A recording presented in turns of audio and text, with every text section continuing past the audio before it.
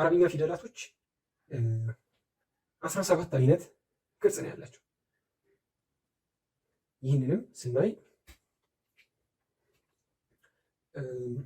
አንደኛ አሊፍ፣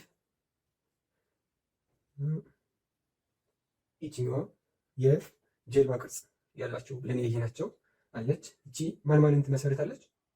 ባን ከታች 1 ነጥብ ሲኖራት ከላይ 2 ነጥብ ሲኖራት ደግሞ ታን ከላይ 3 ነጥብ ሲኖራት ደግሞ ፈ ትሆናለች ብለናል።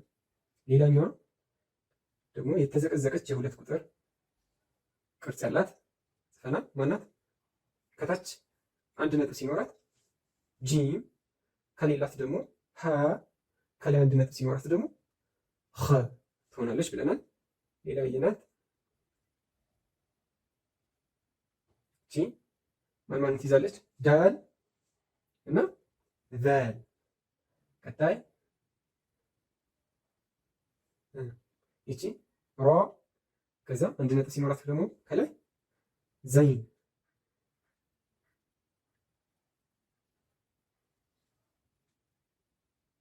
ሲን ከላይ 3 ነጥብ ሲኖራት እንትናለች ሺን ትሆናለች ማለት ነው።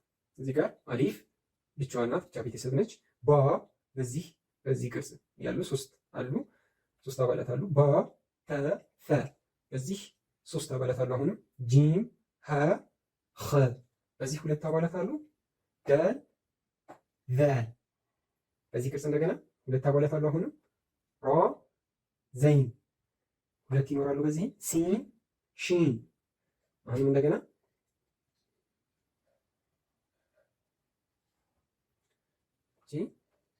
ሶድ እና 1 ነጥብ ከላይ ሲኖራት ደግሞ ዶግ።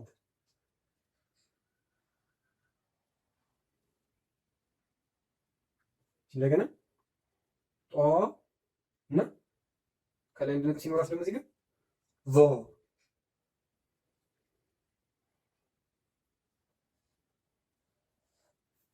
አይን እንደዚህ ምንም ቅርጽ ሳይኖራት ከላይ 1 ሲኖራት ደግሞ ገይን። እቺ 1 ነጥብ ሲኖራት ፈ 2 ነጥብ ሲኖራት ደግሞ 2 ነጥብ ሲኖራት ኦፍ ኦፍ። ከዛ ቀጥሎ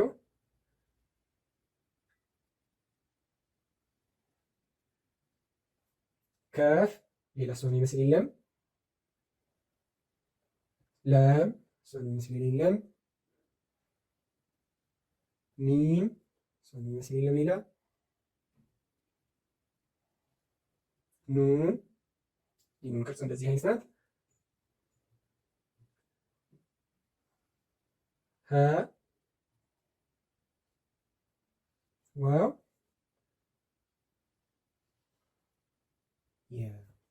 እስኪሆን ብንቆጥራቸው ስንት ይሆናሉ? 1 2 3 4 5 6 7 8 9 10 11 12 13 14 15 16 17 ስለዚህ በቅርጽ ደረጃ ስንት ናቸው ማለት ነው? 17 አይነት ቅርጽ ነው ያላቸው በቅርጽ ደረጃ ካየናቸው። ስለዚህ አሁን ሌሎቹ ምንድነው የሚሆኑት ማለት ነው? ከነዚሁ የሚወጡ ሌላ ፊደላቶች ነው እንጂ የሚሆኑት የተለየ ቅርጽ ያላቸው አይደሉም። እነዚህ በምን ደረጃ ነው?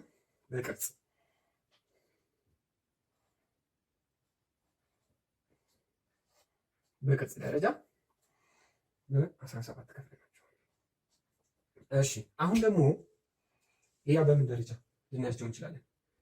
ነጥብ በነጥብ ደረጃ ማለት ምንም ነጥብ የሌላቸው ፊደላቶች ስንት ናቸው?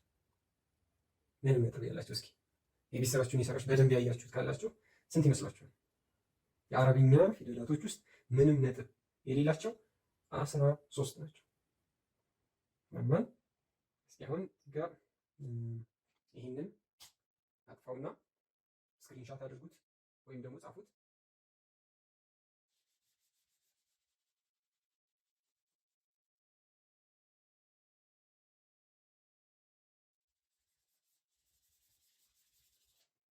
እሺ ምንም ነጥብ የሌላቸው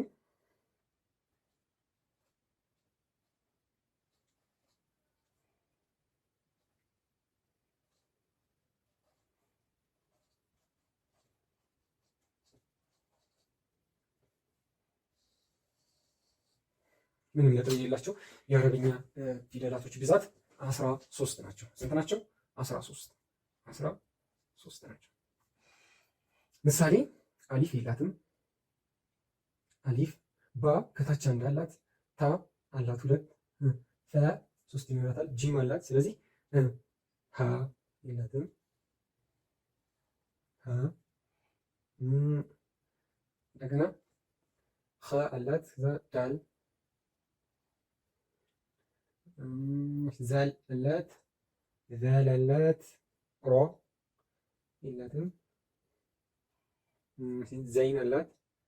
ከዛ ሲን የላትም። ሺን ሶስት አላት። እሺ ሷድ የላትም። ዷድ ከላይ አላት። ጧ የላትም። ዟ አላት። ከዛ ይን እሺ ይን አላት። ፋ ቃፍ አላቸው። ካፍ የላትም። ከዛ ላም የላትም።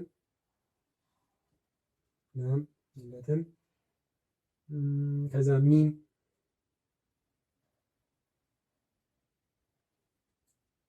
ሀ እና ዋው ያ ከታች ሁለት ስላላት ማለት ነው። ስለዚህ እነዚህ ምንድን ናቸው ስንቆጥራቸው? ምንም ነጥብ የሌላቸው የአረብኛ ፊደላት 1 2 3 4 5 6 7 8 9 10 11 12 13 13ቱ አሊፍ ሀ ዳል ራ ሲን ሶድ ጧ አይን ካፍ ላም ሚም ሀ ዋው ምንም አይነት ፊደል የላቸውም። ምንም አይነት ነጥብ የላቸውም ከላይ የሚሆን ከታች። እሺ ቀጣይ የምናየው ደግሞ አንድ ነጥብ ያላቸው አንድ ነጥብ ሆኖ ያላቸው ያ ነጥብ ደግሞ ከላይ የሆነ አንድ ነጥብ ከላይ ያላቸው አንድ ነጥብ ከላይ ያላቸው as you can see ያው የእጅ ጽሁፌ እንደሚያምር ያው ንገሩኝ ያለንም አውቀዋለሁ። ዋናው መነበቡ ነው። ከኔ የተሻለ አሳምራችሁ እንደምትጽፉ እነዚህንም የአማርኛውን ተውትና ይሄኛው እንደምትጽፉ አውቃለሁኝ። ግን እንዴት እንደሚጻፉ እንድታውቁት ብቻ ነው እንጂ ያን ያህል ጽሁፌ ስለማያምን አይደለም። ቦርድ ላይ የመጣሁት ዋይት ቦርድ ላይ የምጽፈው ለምንድን ነው? የእጅ አጣጣሉን እንድታውቁት ከሚል ሀሳቤ ነው። እሺ ስለዚህ አንድ ነጥብ ከላይ ያላቸው አሊፍ የላትም ብለናል። ባ ከታች ነው ያላት አይሆንም። ታ ፈ እነዚህ ሁለት ሶስት አላቸው። ከዛ ጂም ከታች ነው ያላት አትሆንም። ሀ ኦብቪየስሊ የላትም። ስለዚህ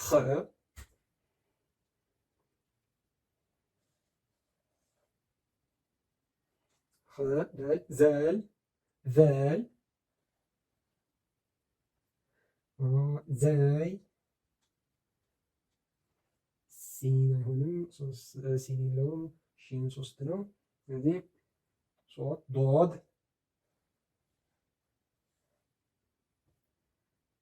ጦ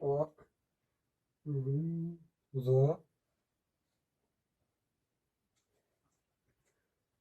ሻይን ይን ፈ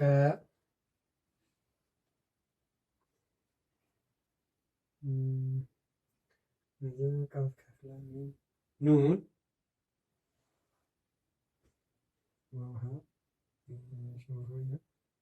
እነዚህ ናቸው። ስንት ናቸው ማለት ነው? 1 2 3 4 5 6 7 8 ናቸው ማለት ነው።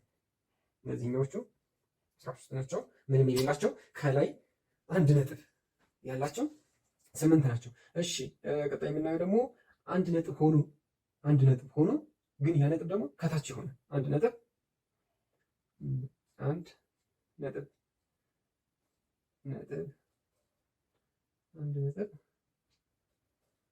ከታች ያላቸው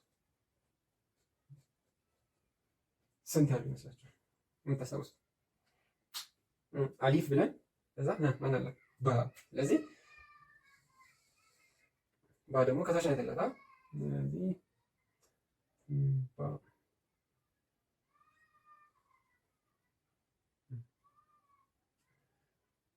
ታ አይሆንም፣ ታ አይሆንም፣ ጂም ጂም።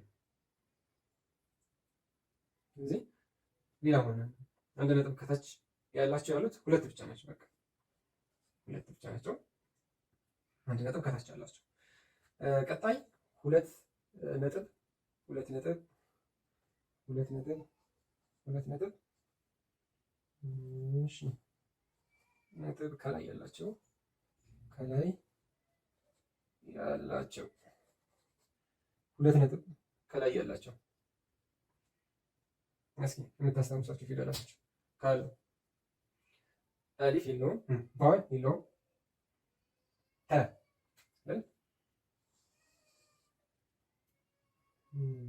እዚህ ቀን አድርገውና ተ አንድ ተጨማሪ ፊደል አለ ደግሞ ማነው እሱ? ተ መርቡጣ የሚባል አለ። ልክ እንደ ሀ ክብ ይሆንና ከላይ ነጥብ ሁለት ይኖረዋል። ይሄ ራሱ ተ ልክ እንደዚህ ነው ድምፅ የምናወጣው ስናነበው። መጨረሻ ላይ ሲሆን ብዙ ጊዜ መጨረሻ ላይ ነች የምትመጣው። ስትጻፍ እንዴት ነው? ወይም እንደዚህ ትሆናለች። ይሄ እንዴት እንደሚጻፍ ነው አሁን ኢንሻአላህ ወደፊት እናያለን። ስቴፕ ባይ ስቴፕ ሁሉን ነገር ታውቁታላችሁ። እዚህ ጋር ያው በሁለት ነጥብ ስላንሳው ከሚል አንፃር ነው እንጂ አስፈላጊም አይደለም። እንደገና ሌላ ማን አለ?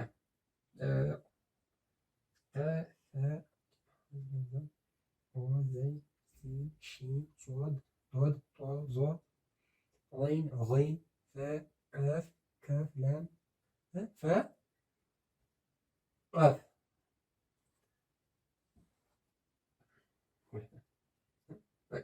ስለዚህ እነዚህ ናቸው።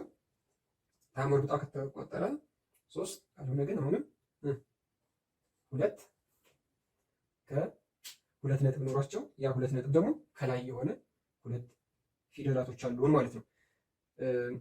ይህንን አንድ ጊዜ ስክሪንሾት ታደርጉኛላችሁ ወይም ደግሞ ጽፋችሁ ፖዝ አድርጋችሁ ጻፉ። ሁለት ነጥብ ከላይ ያላቸውን አይተናል። አሁን ደግሞ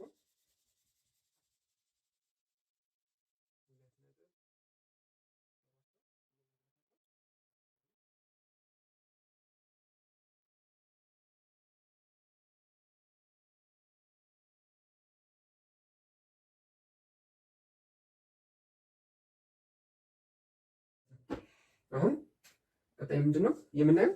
ሁለት ነጥብ ከታች አላቸው። ሁለት ነጥብ ከታች ያላቸው ሁለት ነጥብ ከታች ያላቸው ማን ታስታውሳለህ? መጨረሻ ላይ ያለችው የቺ ነች። አንድ ፊደል ነው ያለው።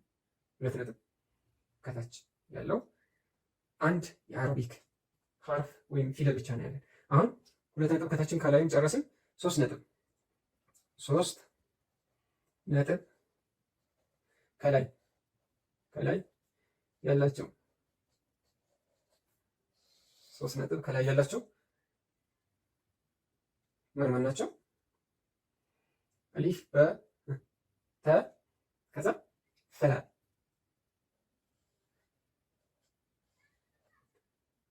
ሶስት ነጥብ ይኖረናል። ከዛ ጂም ሀ ኸ ዳል ዛል ሮ ዛይ ሲን ሺን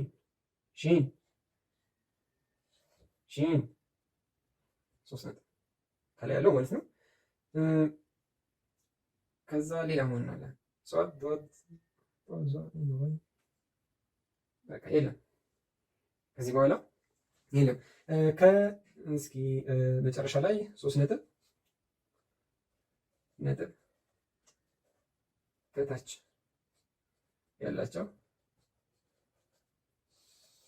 ማን የምታውቁት ፊደል እስኪ አስታውሱ።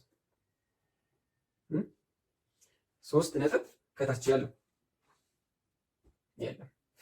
3 ነጥብ ከታች ያለው የለም፣ ከላይ ብቻ ያላቸው ናቸው።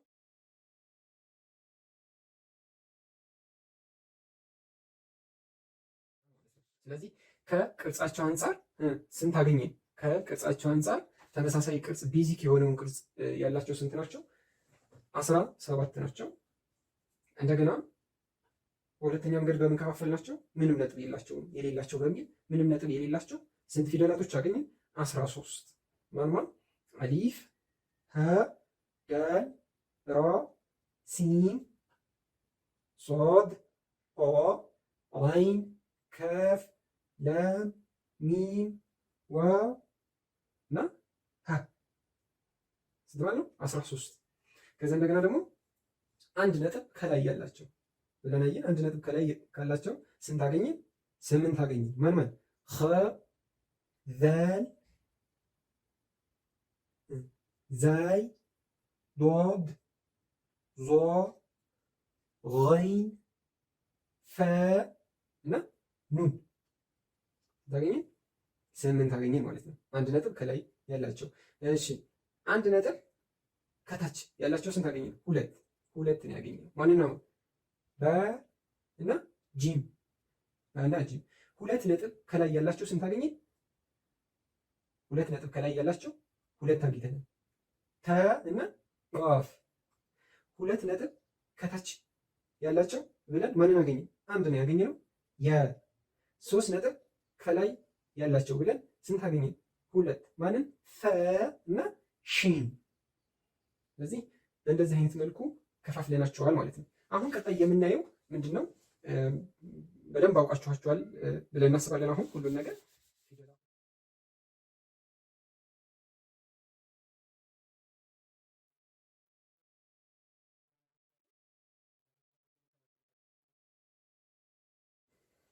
ብዙ ህፃናት እና ደግሞ አማርኛን እንደ ሁለተኛ ቋንቋቸው አውቀው ለሶስተኛ ቋንቋ አረብኛን መማር ለሚፈልጉ ትንሽ የሚያኮላትፉ ቃላቶች አሉ፣ ለመጥራት የሚያስቸግሩ እነሱ ነገሮች ምሳሌ እነዚህ ነገሮች እናያለን። ምሳሌ ተ እና ጦ። ይሄኛው ተ ጦ። ተ ስንል አፋችንን ተ ስንል ላላ አድርገን ከፈታ አድርገን ነው ፈታ ብለን። ጦ ስንል ደግሞ እንትናችን ከንፈራችን ወደ ውጭ ልክ እንደምናፏጭ ወደ ውጭ መጣ ይላል። ኦ ክብ ሰርቶ ነው የምንለው ማለት ነው። ከዛ ሌላ ተመሳሳይ ዳል እና ማለት ዶት። ዳል ዶት፣ ዳል ዶት፣ ተ ጦ።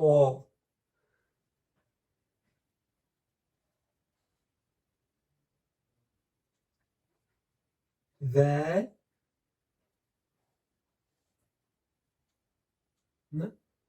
ዞ። ሌላው ሁለቱም ጉሮሮ ላይ የሚባሉ እነዚህ ከቦታ አንጻር ነው እንጂ የሚያህል የሚያደነግሩ ነገሮች አይደሉም። ግን ከሚወጡበት የቦታ አንጻር ኸ ኸ ኸ እና ይሄ ደግሞ ገይን ገይን ኸ ገይን እና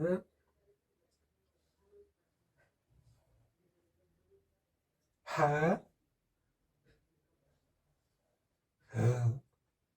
ምንድን ብለናል? ይሄ ጉሮሯችንን ከፈት አድርገን የምናወጣው፣ ይሄኛው እንደገና ደግሞ ከደረታችን ከታችኛው ክፍል የምናወጣው ነው ብለናል።